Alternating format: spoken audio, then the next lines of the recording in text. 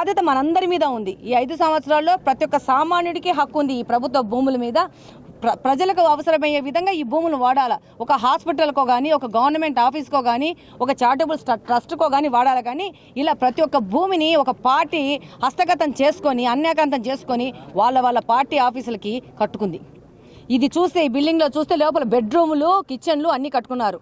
నాకు అర్థమైంది ఏంటంటే వాళ్ళు ప్రతి ఒక్క ఊర్లో వాళ్ళు ఉండడానికి గెస్ట్ హౌస్లు కట్టుకున్నారు. వైఎస్ఆర్సీపీ పార్టీ సంబంధించిన అధ్యక్షుడు జగన్మోహన్ రెడ్డి గారు, ఆయన కుటుంబము వచ్చి ఉండడానికి ప్రతి ఒక్క ఊర్లో ఒక గెస్ట్ హౌస్ ప్రభుత్వ స్థలాల్లో కట్టుకొని, ఇది మళ్ళీ ఆయన మాట్లాడతాడు పెత్తందారుడికి పేద ప్రజలకు మధ్యన జరుగుతున్న, ఇది కరెక్ట్గా ఆయన చెప్పిన మాటలు.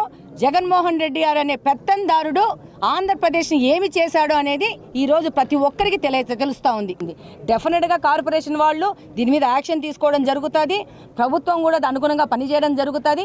ఇలా ఆంధ్రప్రదేశ్లో జరిగిన అన్యాక్రాంతమైన ప్రతి ఒక్క దాని మీద ఒక సొల్యూషన్ వెతికి ప్రజలకు సేవ చేసే విధంగా ప్రభుత్వం వెళ్తుందని తెలియజేస్తున్నాను.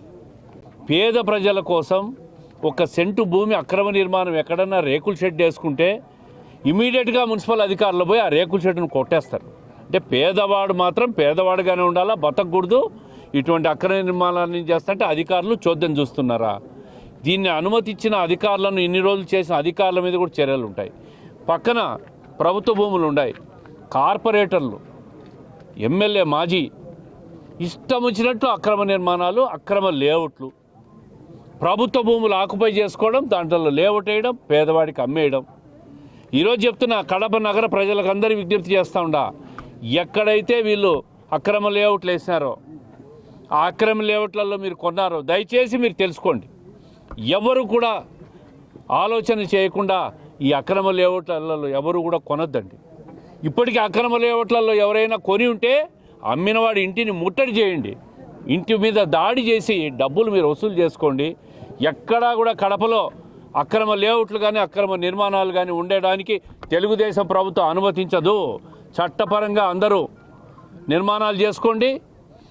అదేవిధంగా బిల్డర్లకు కూడా విజ్ఞప్తి చేస్తూ ఉండా, చట్టపరంగా నిర్మాణాలు చేయండి.